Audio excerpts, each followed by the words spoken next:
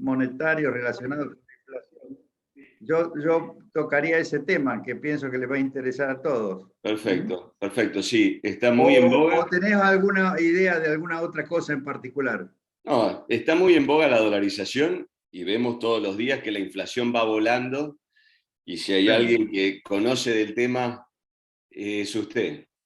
Bueno. ¿No? Y creo que estamos bastante preocupados viendo acá que las paritarias van a 65, 80%. Claro. Todos los días hay un jueguito nuevo. Así es, así es. ¿Sale bien la imagen o no? Sale perfecto, Porque perfecto. como hay luz atrás, pero sin... Sale muy bien, bueno. se ve perfecto, se ve perfecto.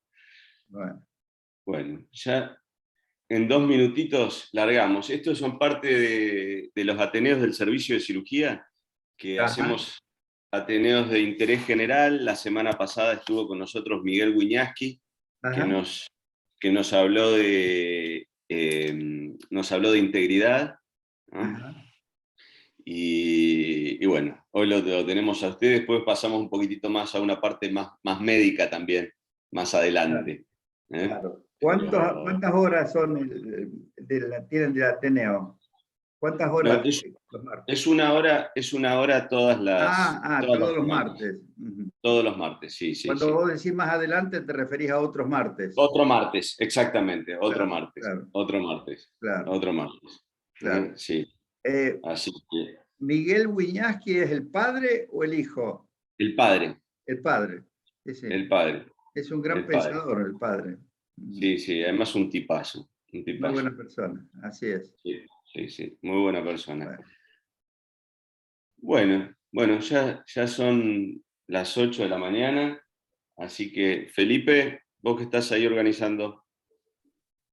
Felipe. Ahí estamos. Bueno. ¿Cómo? Que está la sala completa. Perfecto, listo. Bueno, largamos. Bueno, en el contexto de los Ateneos del Servicio de Cirugía General le pedimos a Domingo Cavallo, una persona que todos conocemos en la Argentina y que algunos apreciamos muchísimo, y apreciamos muchísimo por lo que creemos la cantidad de cosas que le dio a nuestro país y lo que ha tenido que soportar solamente por ser una persona académica y dedicada a sus ideas. Bueno, para una breve introducción, yo busqué un poquitito el currículum del doctor Cavallo, y el doctor Cavallo estudió en la Facultad Nacional de Córdoba, se recibió de contador público y economista, se doctoró en economía a los 24 años, en 1977 se doctoró nuevamente en economía en la Universidad de Harvard, es doctor honoris causa de la Universidad de Bolonia, de la Universidad de París, de la Universidad de Turín, la Universidad Ben Gurión y la Universidad de Génova. Fue presidente del Banco Central de Córdoba, después presidente del Banco Central de la Nación, fue ministro de Relaciones Exteriores y después ministro de Economía. Instauró la famosa convertibilidad que logró frenar una hiperinflación en la Argentina, y en 1997 creó su propio partido, fue candidato a presidente y fue después candidato a jefe de gobierno de la ciudad. Nuevamente fue ministro de Economía en el 2001, escribió al menos 10 libros, y bueno, como vemos es académicamente indiscutible, y yo le pedí hoy que nos hablara un poquitito de algo que nos está persiguiendo en este momento, que es la inflación nuevamente, un monstruo que tenía la Argentina y que ha vuelto a aparecer. Bueno, doctor Cavallo, muchísimas gracias por estar acá y le doy la palabra. Bueno, muchas gracias. Es un placer estar con ustedes. Ustedes sí que se dedican a algo muy importante, que es el cuidado de la salud de la población. Yo me dedico a algo un poco más, aparentemente más inmaterial, que es tratar de ayudar a organizar bien la economía, que es, pero algo en realidad también relacionado con la vida cotidiana de la gente, ¿no? Sobre todo en este tema de la lucha contra la inflación. La inflación, que hoy por hoy, al ritmo que la venimos sufriendo nosotros, son muy pocos los países que la sufren, pero que de alguna manera también existe en otros países del mundo, existió sobre todo en otros periodos de la historia. Es un defecto de la organización de la economía muy costoso para la gente en términos generales. Además, hace muy difícil conseguir otros objetivos, como por ejemplo que el país se capitalice, tenga alta productividad, crezca, ofrezca oportunidades de empleo buenas para la gente, genere ingresos que le alcancen a la gente para poder satisfacer sus necesidades y bueno, y dentro de ese contexto posibilite el desarrollo humano integral, ¿no? ¿Por qué la inflación es tan dañina en este sentido? Porque impide el cálculo económico, que es algo esencial a nivel de una familia, a nivel de una empresa, a nivel de cualquier institución y por supuesto a nivel del gobierno. Y eso lo podemos ver fácilmente. Con alta inflación es muy difícil planear el uso de los recursos de una familia, el presupuesto familiar. Hay una incertidumbre total respecto de cómo van a ser los precios de las cosas que uno tiene que comprar, las cosas que uno tiene que pagar, y si le va a alcanzar o no los ingresos. Y bueno, lo mismo pasa a nivel de cualquier empresa o cualquier institución. Hacer un planeamiento, un presupuesto y después poder cumplirlo es algo muy, muy difícil para cualquier empresa, para cualquier organización.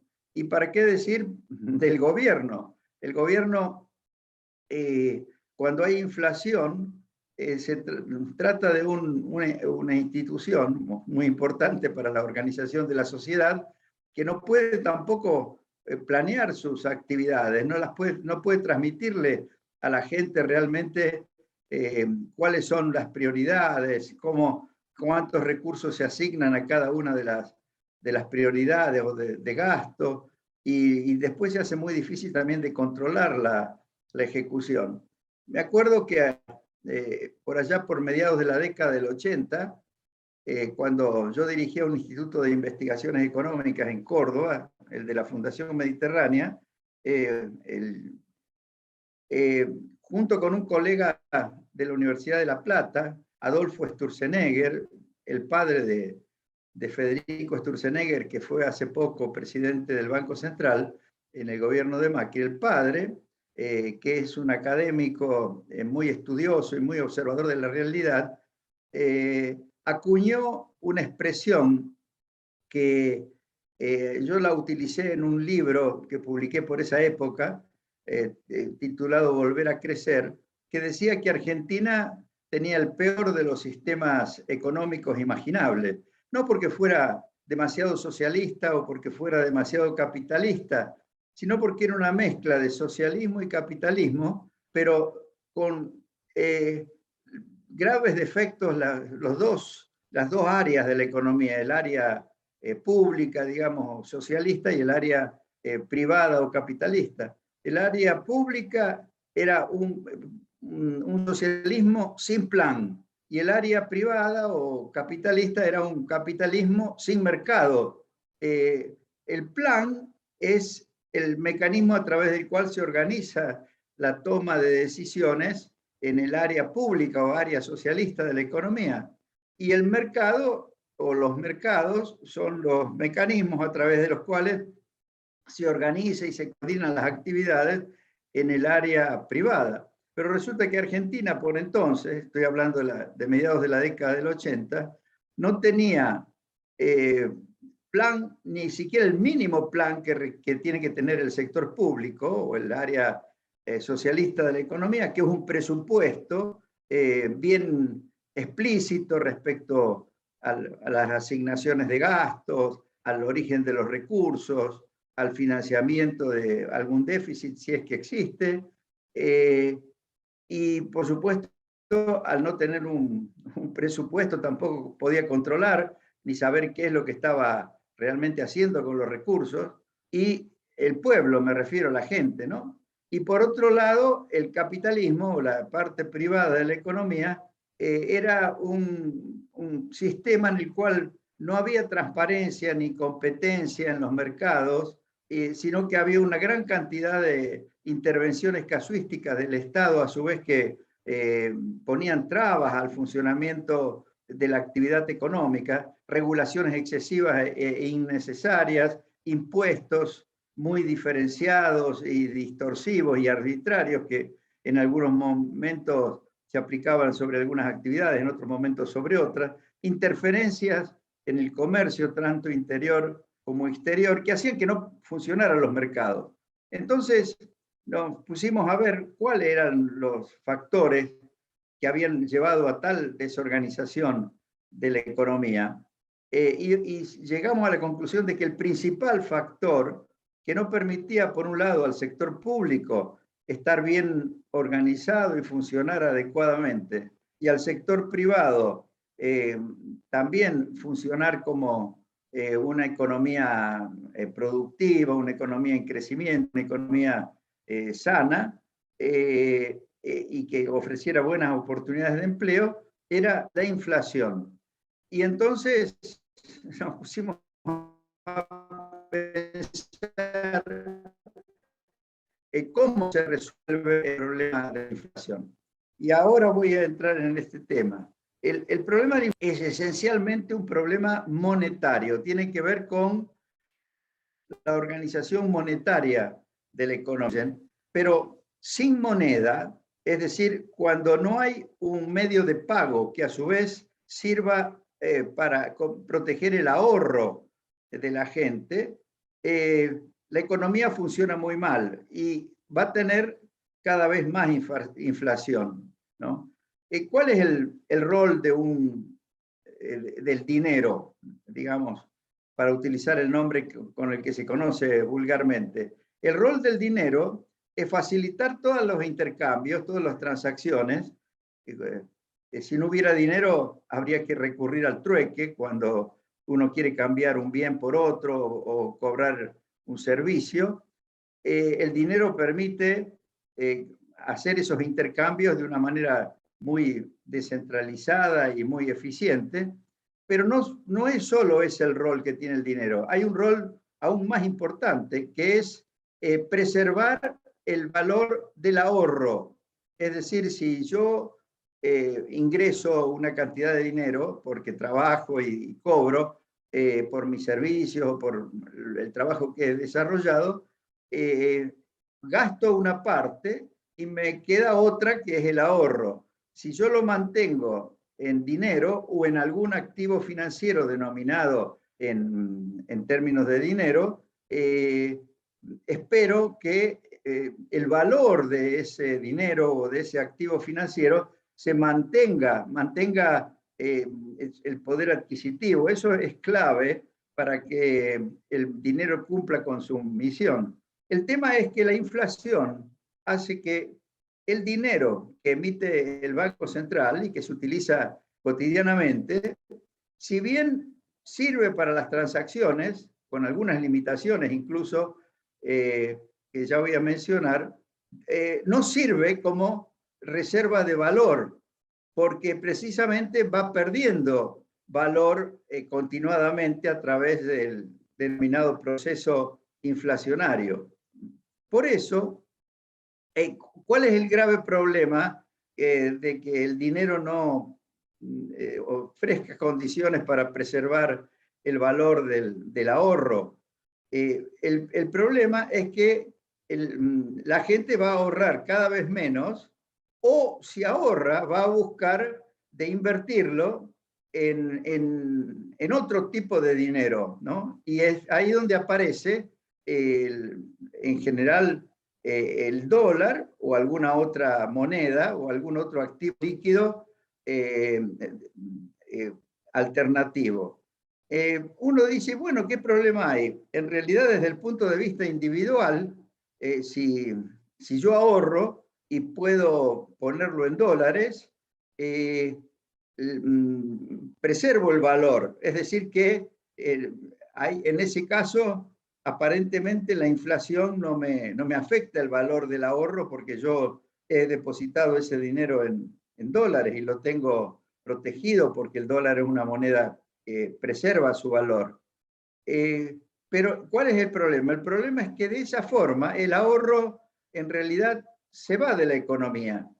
Si yo ahorrara en pesos y el peso fuera un vehículo para preservar el valor, entonces ese ahorro se canalizaría al sistema financiero, es decir, se transformaría en un depósito a plazo fijo o en un activo financiero y daría lugar a un préstamo, o el banco lo podría prestar y entonces financiamiento seguramente para una inversión dentro del país. Es decir, el ahorro se transforma en inversión y la inversión, por supuesto, ayuda a que el país pueda crecer. Cuando no se permite o es ilegal el uso del dólar como moneda dentro del país o se le ponen muchas restricciones, la gente de todas maneras compra dólares. Ahora esos dólares no se depositan y no ayudan a que haya financiamiento para la inversión dentro del país, sino que en la práctica está financiando déficits del gobierno de los Estados Unidos en la medida en que se mantenga como billetes o se envían al exterior, es decir, se compran activos financieros en el exterior, ya sea en Uruguay, en Europa o en Estados Unidos, y en realidad se sustraen a la economía argentina. Entonces, ¿cómo se resuelve este problema? Mucha gente dice, bueno, es cuestión de prohibir el que la gente compre dólares o ponerle cada vez más trabas, perseguir al que compra dólares. Eso no resuelve el problema porque la gente encuentra formas, se organizan mercados paralelos, mercados negros, y la gente, antes de pagar el impuesto inflacionario, o sea, de ver desvalorizado su ahorro, de todas maneras compra esos dólares y los mantiene en forma de billetes o los manda al exterior.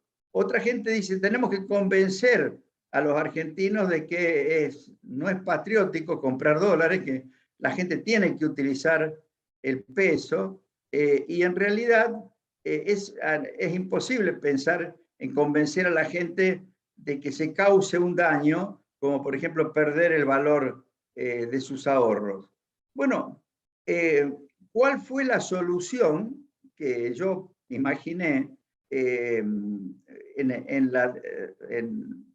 a principios de la década del 90, cuando lanzamos la convertibilidad?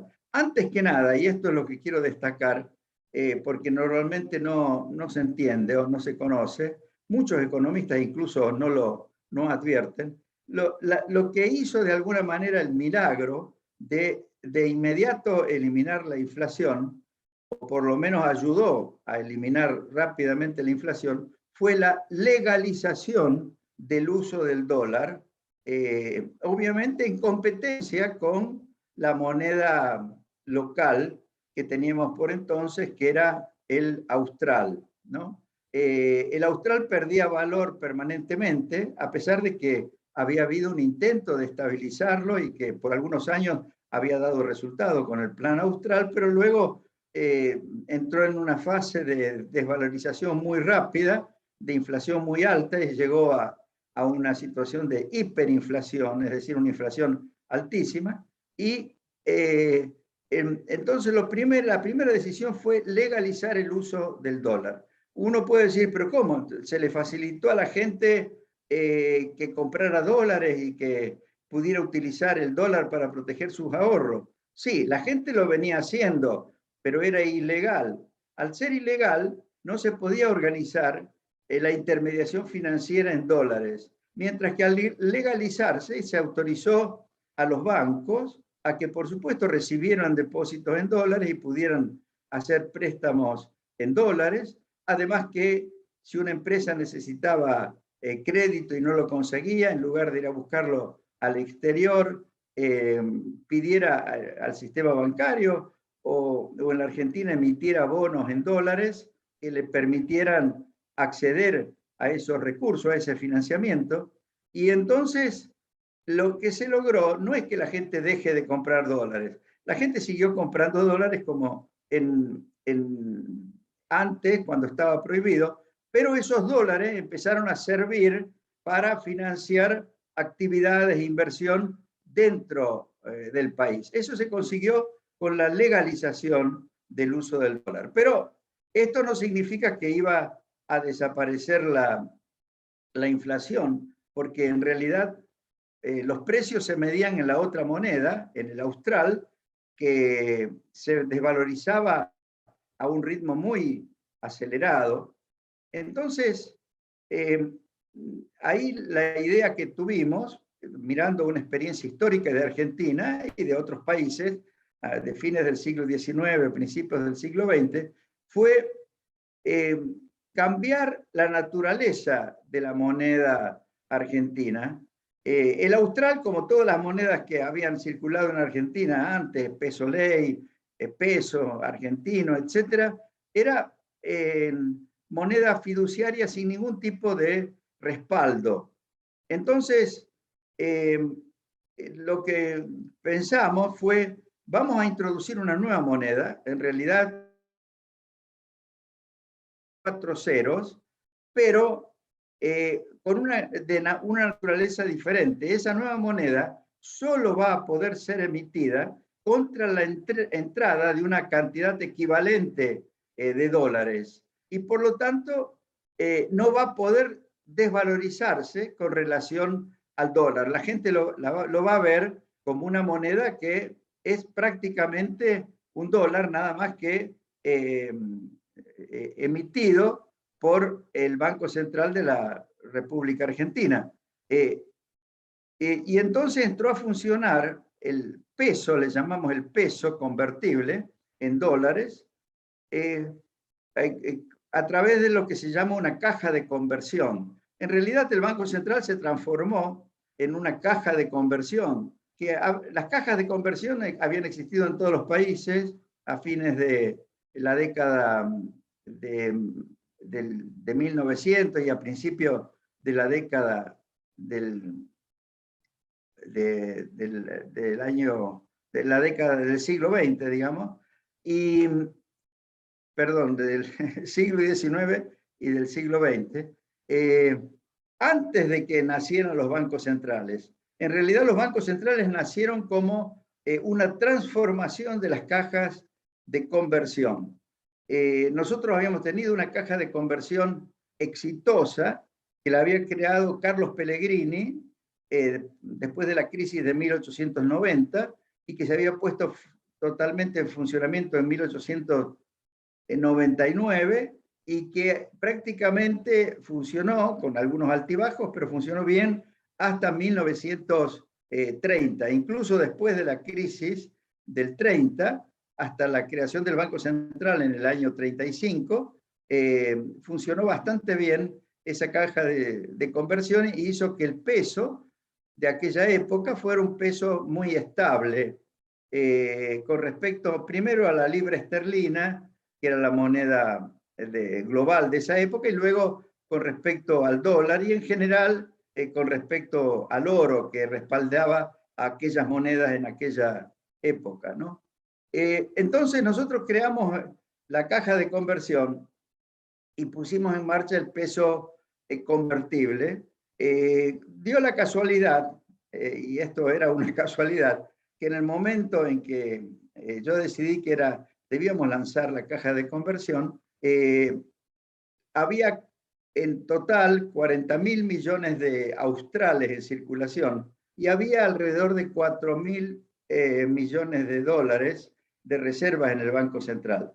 Eran pocas reservas, relativamente muy pocas, 4.000 millones de dólares de reservas es muy poco para un país como Argentina, pero tampoco había tanto, si bien se había emitido una cantidad enorme de australes para financiar los déficits, en términos de poder adquisitivo, la inflación había desvalorizado totalmente a esos australes, y dio la casualidad de que dividiendo la cantidad de australes que estaban en circulación por los 4.000 millones de dólares, nos daba que 10.000 australes equivalían a $1 y podía estar todos los australes respaldados en dólares a razón de 10.000 a 1. Al eliminarle 4 ceros al austral, dijimos, bueno, vamos a tener 4.000 millones de pesos respaldados por 4.000 millones de dólares.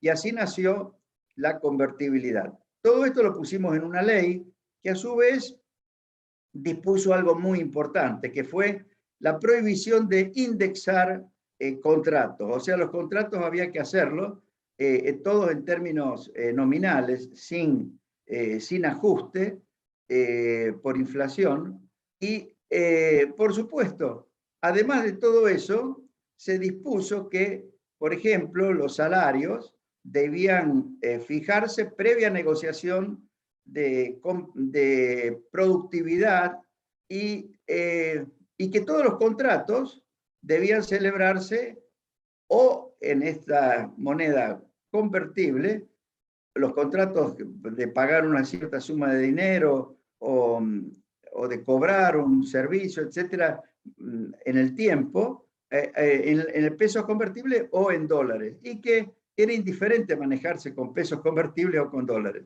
Bueno, cuando anunciamos todo esto, rodeado a su vez de otras decisiones, como por ejemplo habilitar un libre comercio total, tanto por el lado de las exportaciones como importaciones, eliminar los impuestos que trababan a las exportaciones, como eran las retenciones agropecuarias, bajar los aranceles de importación, eliminar trabas al comercio, tanto por el lado de las exportaciones como por el lado de las importaciones.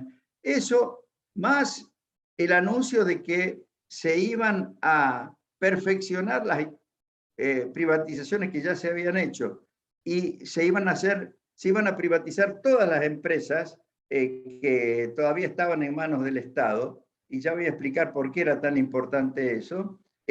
Todo eso permitió que la gente interpretara que había un cambio de sistema monetario y un cambio de sistema económico, y entrar a confiar en que eso iba a permitir que la economía funcionara sin inflación. Es decir, logramos convencer que la economía podía funcionar sin inflación. Y fue algo instantáneo. Enseguida la gente empezó a razonar como se razona en una economía estable, es decir, empezó a darle valor al dinero, incluso a los centavos, y los precios se estabilizaron prácticamente de inmediato, desapareció la inflación. Pero lo más importante de todo es que como la gente confió en que estas nuevas reglas del juego iban a funcionar, los dólares que estaban en los colchones o que estaban en las cajas de seguridad o que se habían llevado al Uruguay o estaban en el exterior, se volcaron de nuevo a la economía formal, ya sea canjeándose por peso, para tener pesos en lugar de dólares, total, eran de uso más fácil, o para depositarse en dólares en el sistema bancario, y muy rápidamente aumentó el volumen de ahorros que estaban dispuestos a financiar la actividad económica y la inversión. Y eso hizo desplomar las tasas de interés, que venían siendo muy altas. Reapareció el crédito, de todo tipo de crédito, y bueno, y todo eso ayudó a que no solo se lograra la estabilidad, sino que la economía entrara a crecer, como lo hizo ya en el mismo año 91, que creció 10%, en el año 92 de nuevo volvió a crecer 10%, en el año 93 7%, en el año 94 6%, en total en esos primeros 4 años creció la economía más del 35%, algo inédito con respecto a lo que había sido la historia anterior. Y todo eso mientras la inflación iba tendiendo a desaparecer. a mediados del 94, prácticamente la inflación anual estaba en el orden del 3% anual y tendía incluso a ser menor, estaba en el mismo nivel que la inflación en las economías más avanzadas, ¿no? Ahora, en todo esto, la popularidad que le dio al gobierno, la eliminación de la inflación, permitió de que se pudiera avanzar en las privatizaciones de una manera, y en la reforma del Estado en general, pero lo más importante fueron las privatizaciones, cuando antes había sido un tabú, es decir, había una oposición no solo ideológica, sino práctica a pensar en las privatizaciones. ¿Por qué por qué era tan importante privatizar? Porque el gran déficit que tenía el Estado, el exceso de gasto, la gran corrupción y la gran ineficiencia que había demostrado el Estado en el pasado, anidaba en las empresas del Estado. Es decir, las empresas del Estado prácticamente estaban secuestradas por los funcionarios que las manejaban, muchas veces de los cuales no eran profesionales, sino políticos que se ponían al frente de las empresas, por los sindicatos y por los proveedores y contratistas que estaban muy acostumbrados, le habían encontrado la vuelta para venderle caro y por supuesto plagado todo eso de corrupción, porque en todos esos manejos había muchísima corrupción. Eso daba lugar, primero, a que las empresas gastaran muchísimo, no solo en la producción de los bienes y servicios, sino también en las inversiones. Aparecían con fuertes inversiones, pero eran inversiones totalmente improductivas, porque se compraban maquinarias o se construían edificios, etcétera, pero totalmente mal planeados, disfuncionales, que nunca se terminaban de construir y que eran nada más que un negocio para las empresas constructoras o para los proveedores de los bienes, y que en la compra de todo eso había sobreprecios, las inversiones estaban totalmente sobrevaluadas por ineficiencia y por corrupción, y por supuesto eran muy poco productivas, además de que nunca se planeaba bien cuál era la inversión que valía la pena hacer. Entonces, la privatización debía resolver todos esos problemas. Y así ocurrió porque con las privatizaciones, primero, antes de privatizar, se dividieron las empresas, se organizaron mercados como para que las empresas privatizadas tuvieran que competir entre ellas, y también cuando no había posibilidades de competencia, se establecieron regulaciones,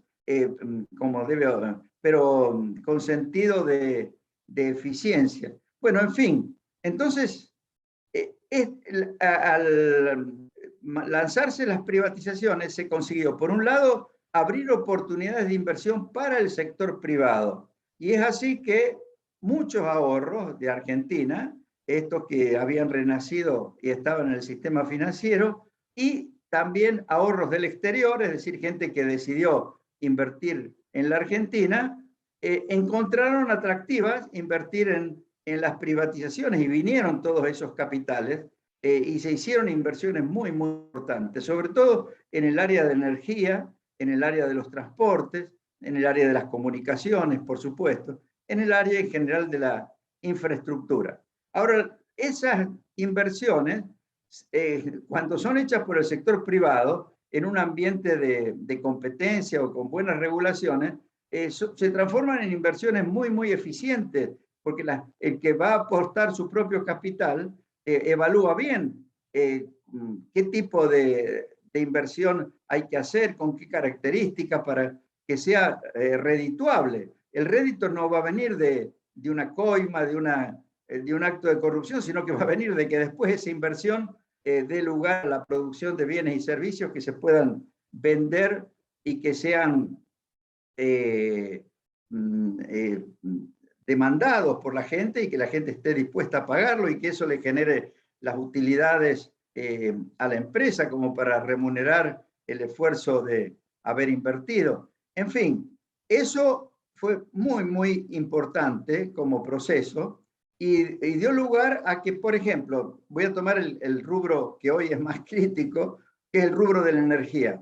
Gracias a ese proceso de primero reestructuración de las empresas, división de las empresas y luego privatización, se logró que de tener un déficit en todos los rubros de la energía, tener déficit en el rubro de la producción de petróleo, déficit en el rubro de la producción de gas y en particular de electricidad, pasamos no solo a cubrir la demanda, sino a tener superávit y nos transformamos en exportadores de Argentina, de exportadores de energía. Y con respecto al acceso de la gente a la energía en Argentina, por ejemplo, a la electricidad o al gas, se produjo un fenómeno notable. Cuando se hicieron las privatizaciones y entraron a funcionar las centrales de ciclo combinado que construyó el sector privado, y empezaron a operar bien todas las demás centrales que se habían privatizado en competencia, el precio del kilowatt hora, por ejemplo, pasó de alrededor de 44 milésimos de dólar a 44 centavos de dólar, perdón, a 22, a la mitad, ¿no? O sea que bajó el costo de la electricidad con respecto al que traía de arrastre de la época de la hiperinflación. Y lo mismo el gas se logró, digamos, que tuviera un precio igual al internacional. Todos los precios de los combustibles, de los derivados, tuvieron precios iguales a los internacionales en términos de dólares, porque además se decretó el libre comercio de todo tipo de combustible, de todo tipo de gas, de electricidad. Y por supuesto se construyeron infraestructura también para la exportación de gas a Chile, líneas de transmisión eléctrica a Uruguay, a Paraguay, no a Paraguay no, porque a Paraguay tiene excedente, a Brasil, en fin, a Chile. Todo esto produjo una transformación impresionante en el sector de la energía. Y lo mismo en los transportes. El río Paraná, que no se utilizaba para transporte, y los puertos, que eran muy ineficientes, al privatizarse y al dragarse el Paraná, mejoró muchísimo todo el sistema de transporte. Lo mismo los elevadores de grano, lo mismo el transporte ferroviario hasta los puertos, la eficiencia de los puertos. Todo eso fue muy, muy importante y se logró por las privatizaciones. Pero lo más efectivo en términos de la lucha contra la inflación fue que desapareció el déficit fiscal. ¿Por qué? Porque las pérdidas de las empresas del Estado y las inversiones, que así se denominaban de las empresas del Estado, eran siempre una carga para el presupuesto, las tenían que financiar el presupuesto y formaban parte del elevadísimo gasto público de la época. Todo eso desapareció. No hubo que pagar ningún subsidio, ningún aporte a las empresas productoras y, por supuesto, las inversiones las financiaba totalmente el sector privado. Todo eso hizo que el gasto público disminuyera y con el gasto público el déficit fiscal. También se hicieron otras cosas para reducir el gasto público y el déficit fiscal, pero lo más importante fueron las privatizaciones.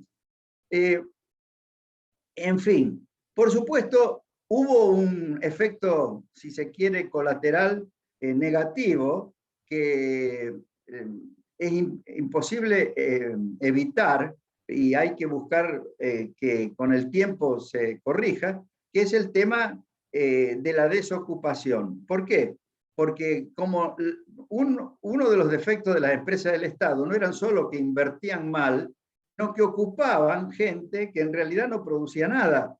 O sea, había una desocupación disfrazada de empleo en las empresas del Estado. Por ejemplo, Ferrocarriles ocupaba a 120.000 personas y para que ustedes tengan una idea, después de que se terminó el proceso de reestructuración y privatización de los ferrocarriles, se manejaban con 12.000 personas, ¿no?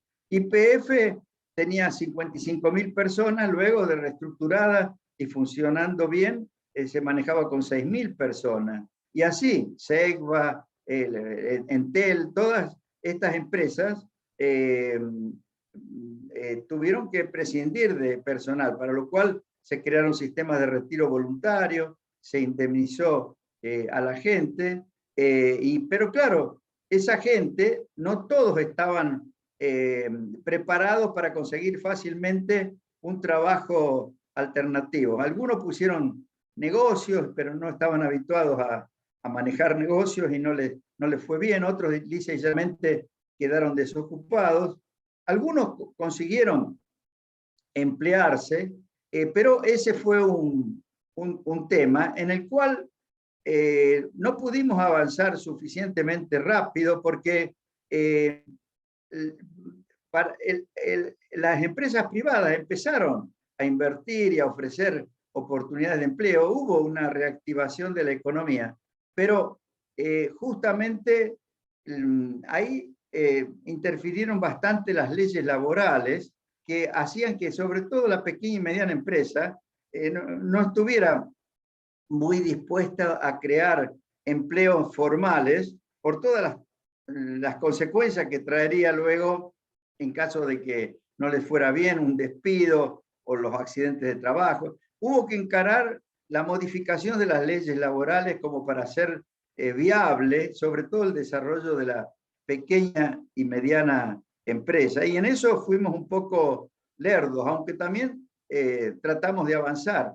Pero era un tema bastante complejo que va a haber que tener muy en cuenta en el futuro, cuando se traten de dar soluciones parecidas a las que implementamos en el año, en aquella época, ¿no? Y después, bueno, hay un problema con este sistema monetario que nosotros creamos y con la dolarización en general de la economía, y es que obviamente el Banco Central, que en la práctica desaparece porque se transforma en una caja de conversión, el Banco Central no tiene capacidad de emitir dinero.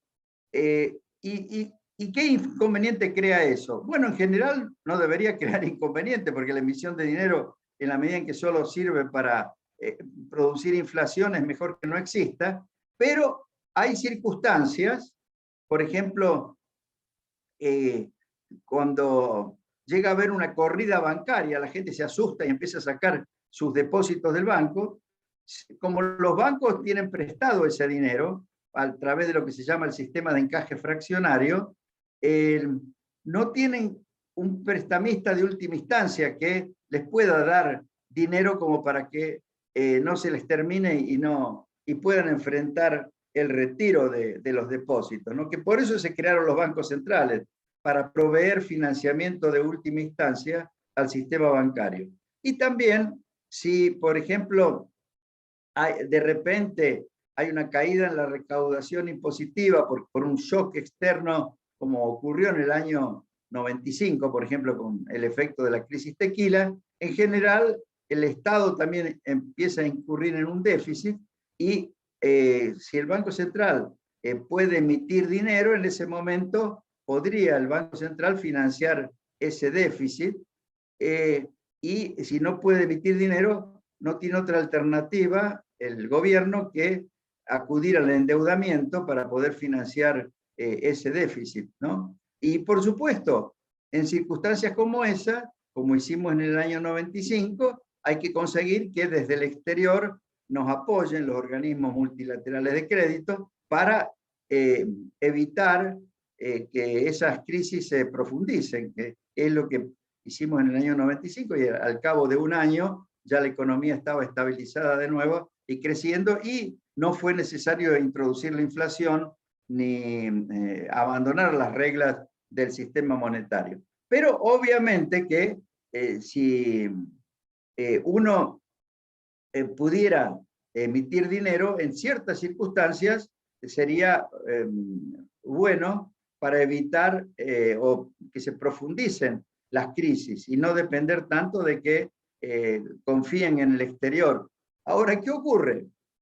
Para que eso sea posible, el dinero que eventualmente el Banco Central vaya a emitir tiene que ser un dinero realmente demandado por la gente le tiene que tener confianza.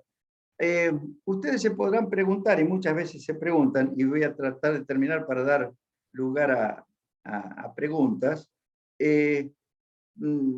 ¿por qué yo quise que existiera el peso convertible y no fui lisa y llanamente, como podríamos haber ido, a la dolarización total de la economía? Porque en aquel momento, si había 40.000 millones de australes y 4.000 millones de dólares en el Banco Central, podríamos haber canjeado los 40.000 millones de australes por los 4.000 millones de dólares y que la gente tuviera esos dólares. No estarían en el Banco Central, pero los tendría la gente y la gente los depositaría en el sistema bancario y la economía hubiera funcionado de la misma forma como lo hizo, pero totalmente dolarizada.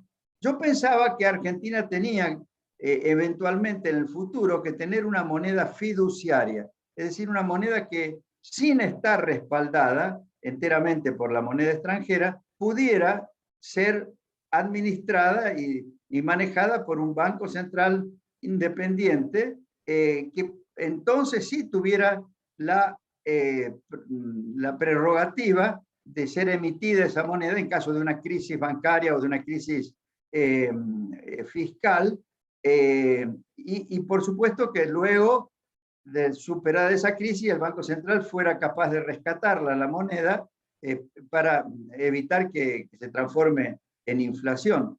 Eso es lo que ocurre en los países que tienen monedas fiduciarias creíbles. Yo pensé que Argentina en algún momento podía llegar a esa instancia, pero teníamos que encontrar el momento oportuno para dejar flotar esa moneda, de quitar la exigencia de que estuviera 100% respaldada en dólares y pudiera ser administrada por el Banco Central.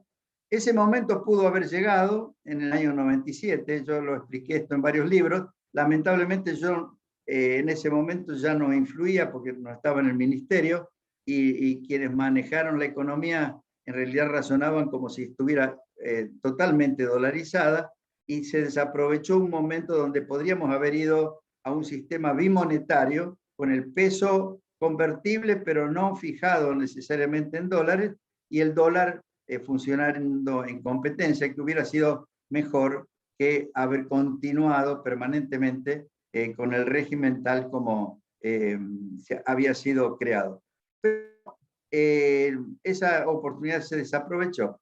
Y finalmente, en el año 2001, por la crisis bancaria que hubo, que fue realmente grave, y después, en todo caso, les explico la génesis de esa crisis,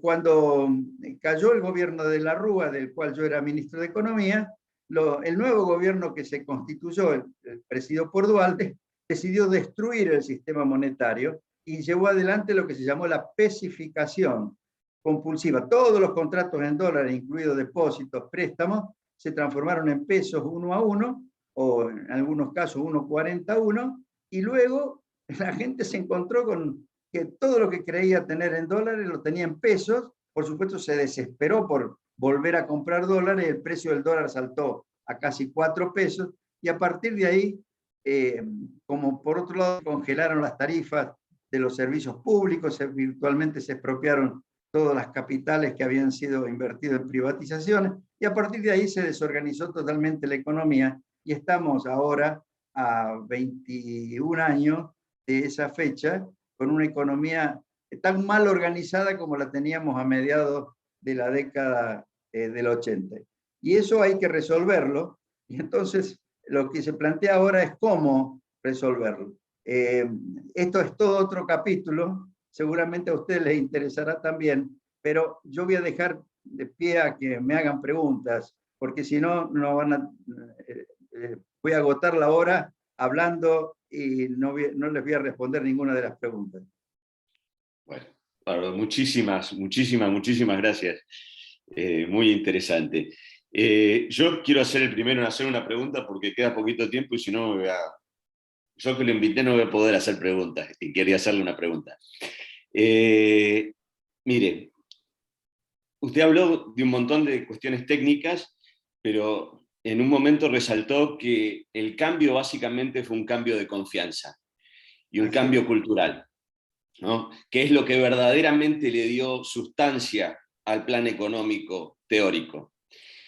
En este momento, no sé si en Argentina hay, a punto de partida de un montón de cosas y de personajes que han salido en la televisión y demás, que llegan a todo el mundo, un cambio, un cambio de cabeza, o un cambio, por lo menos en los jóvenes, una manera distinta de ver la economía. El otro día venía con mi hijo en el auto, volvíamos de vacaciones, y mi hijo de 13 años empezó a jugar con un billete por la ventana del auto, y le digo, cerrá la ventanilla, le digo, con la plata no se juega.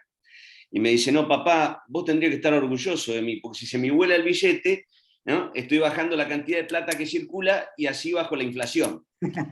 Le digo, ¿de dónde sacaste eso? Dice, lo vi en TikTok a Milei, ¿no? Entonces, bueno, yo le pregunto, ¿existe un cambio de ideología, de cabeza en Argentina que permita al menos la posibilidad de ver un futuro mejor, un futuro más controlado en la economía, con un apoyo de la gente mayor, capaz que yendo hacia un sistema bimonetario paulatino, porque no sé si hay suficiente plata hoy en las reservas para poder volcarse completamente al dólar?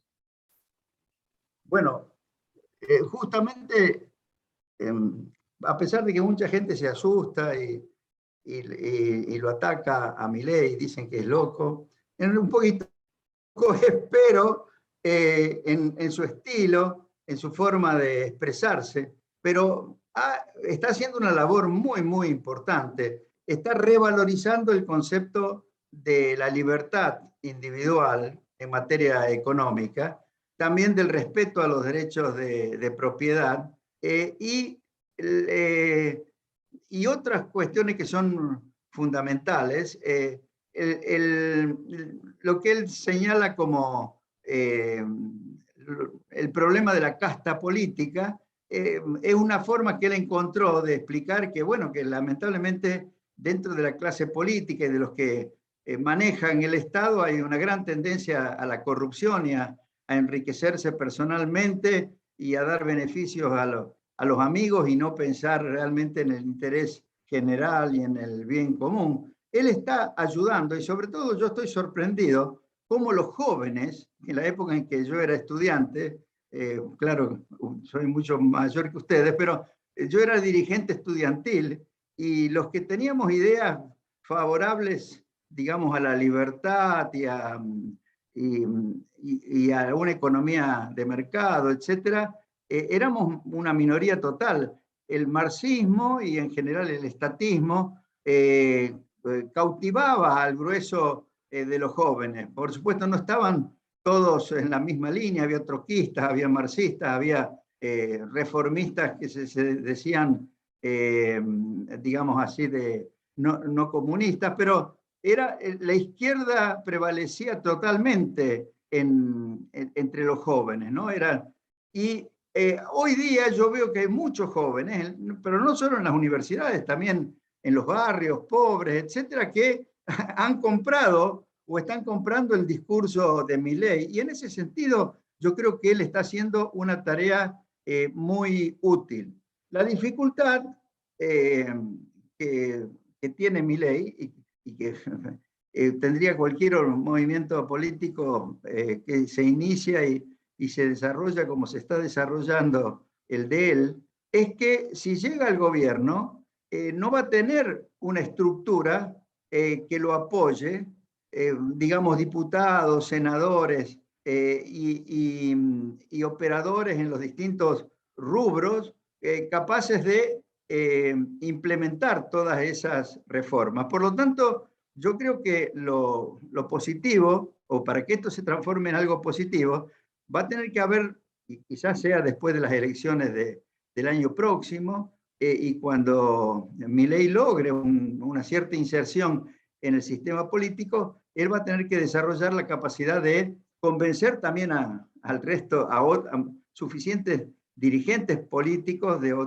que actualmente están en otras fuerzas o que vayan apareciendo y que conformen una estructura política que va a tener que ser un partido político, pero que se nutra de esas ideas y que pueda eventualmente llegar a gobernar. Mientras tanto, yo creo que el cambio que necesariamente para mí se va a tener que dar en el año 2023 va a tener que ser llevado a cabo por posiblemente lo que hoy es Juntos por el Cambio, si es que se ponen de acuerdo en un candidato y trabajan bien para estar preparados para gobernar. Y ahí yo creo que Milei los va a ayudar. Primero, un poco porque habrá ayudado a reculturizar a la gente en el sentido de la importancia de la libertad económica, del respeto a los derechos de propiedad, la seguridad jurídica, etc. Y por otro lado, porque yo me imagino que con los diputados que tenga va a apoyar lo que sean buenas o que él considere buenas reformas. Por eso, a mí me pareció totalmente inconveniente la decisión que tomó Juntos por el Cambio de decir nada que ver con Milei, ¿no? Es una cosa que es un error. De todas maneras, es interesante ver cómo dentro de Juntos por el Cambio hay grupos de economistas que están trabajando seriamente para tratar de prepararse y poder asesorar bien a quien resulte elegido presidente a partir del 2023. En particular, quiero señalar la tarea que está haciendo Carlos Melconian, que justamente ha asumido en el mismo lugar donde yo estuve durante 10 años, en el IERAL, para preparar un equipo económico en la Fundación Mediterránea de Córdoba, y está haciendo una tarea, yo creo, muy buena para prepararse, ¿no? Pero no solo él, hay muchos otros buenos economistas, algunos de los cuales incluso están en funciones políticas actuales, como por ejemplo Luciano Laspina, que es diputado nacional y es una persona muy, muy capaz, un hombre joven pero bien preparado, y también un equipo que trabaja en la Fundación Pensar. Hay algunos dirigentes radicales que están muy bien formados en materia económica, y bueno, y tiene la presencia, que esto yo creo que fue una consecuencia también de la aparición de Milei, de Ricardo López Murphy como un miembro de Juntos por el Cambio, que está, Ricardo López Murphy es sin duda un economista muy bien formado, que además tiene experiencia, tanto legislativa como ejecutiva, y que si es tenido en cuenta cuando sean gobiernos, si es que llegan a ser gobierno, por supuesto, va a poder jugar un rol importante. Yo creo que yo soy en este sentido optimista. Ahora, ¿cómo se va a hacer? Por ejemplo, en el tema monetario. En el tema monetario no se puede ir a una dolarización de inmediato porque no se dan las condiciones. Por ejemplo, no hay suficientes reservas para canjear todos los pesos que hay en circulación. No se da aquella circunstancia que sí teníamos en el año 91. Pero eso no significa que sea imposible ir a un sistema como el que llegamos a tener en la década del 90. Por de pronto hay que legalizar el uso del dólar como moneda alternativa al peso, quitarle todas las trabas que hay. Todo esto que hoy, si uno quiere ingresar dólares al país o si quiere sacar dólares del país, lo tiene que hacer a través del contado con liquidación y con un costo de intermediación del 4 o 5%, todas las trabas, todo eso lo único que hace es impedir que los dólares que la gente tiene y que muy bien podrían contribuir al financiamiento de la inversión y de la economía, no lo pueden hacer porque está totalmente trabado. Nadie va a meter un dólar que después por ejemplo, si quiere transferirlo al exterior, tiene que pagar 5% y además no sabe bien a qué precio y si se lo van a dejar transferir. En fin, se puede legalizar el uso del dólar. Eso no significa que de inmediato haya que unificar el mercado cambiario. esto ya es otro tema que tiene que ver con precisamente el punto de partida de un plan de estabilización, porque hay que, para poder estabilizar, tienen que estar más o menos en equilibrio en los distintos mercados los precios de los bienes y los servicios, ¿no? Y acá, por supuesto, muchos dicen el precio del dólar está trazado en el mercado oficial. En realidad, hay muchos otros precios que están mucho más atrasados que el precio del dólar, como por ejemplo las tarifas de los servicios públicos. Mientras eso no se corrija, es muy difícil incluso avanzar hacia eliminar cualquier atraso que pueda haber en el tipo de cambio o eliminar la brecha cambiaria. Es toda una cuestión bastante compleja, pero eso hay que tenerlo presente y encontrar la forma de avanzar. Por supuesto, una vez que se legalice el uso del dólar, mucha gente va a querer hacer contratos en dólares. Incluso va a haber gente que va a decir, yo para trabajar quiero cobrar en dólares, lo cual no está mal. En realidad, si ustedes ven, cuando se produjeron las privatizaciones, muchos ejecutivos, sobre todo a los que tenían que traer del exterior, le pagaban en dólares, y también a la gente. Y si algún sindicato dijera, yo negocio solo si los salarios en dólares para que no tener que andar estimando cuál va a ser la inflación, habría que habilitarlo, que todo eso sea posible. Mientras tanto, hay que resolver otros problemas de arrastre que tienen que ver con la estructura de precios relativos, en fin. Es posible salir adelante, hay que estar bien preparado. ¿Cuál es la limitación para que este gobierno no resuelva los problemas? El tema es que este gobierno, sobre todo por las ideas de la vicepresidenta y de la gente que asesora a la vicepresidenta, de la cual, por ejemplo, un exponente muy claro es Kicillof, pero muchos otros que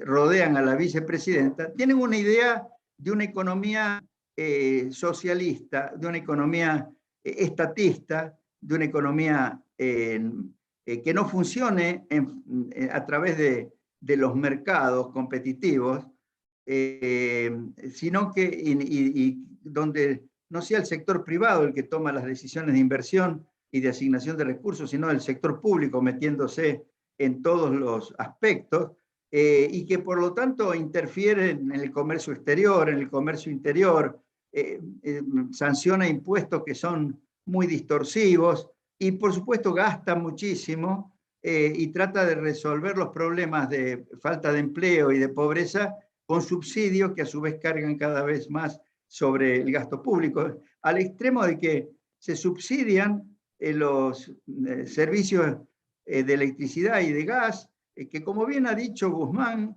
el ministro de Economía, es un subsidio a los ricos, porque los que más consumen electricidad y gas, no en cantidad de familias, sino en volúmenes, son la gente de altos ingresos.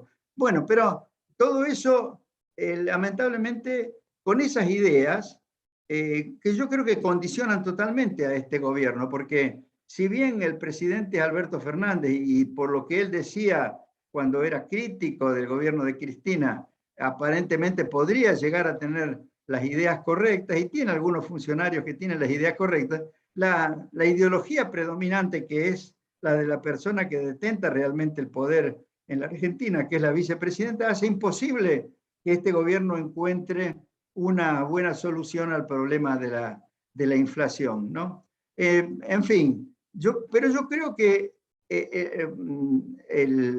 los países funcionan cuando un gobierno no resuelve los problemas, lo tiene que cambiar, y el asunto es que el cambio lleve al poder a gente que esté preparada para resolver los problemas. Yo en este sentido siempre he sido optimista, y yo trato de ayudar también con mis escritos, los libros que publico, las opiniones que doy, pero bueno, es todo lo que yo puedo hacer. Pero yo creo que no sé, soy optimista de que a partir del 2023 vamos a encontrar soluciones.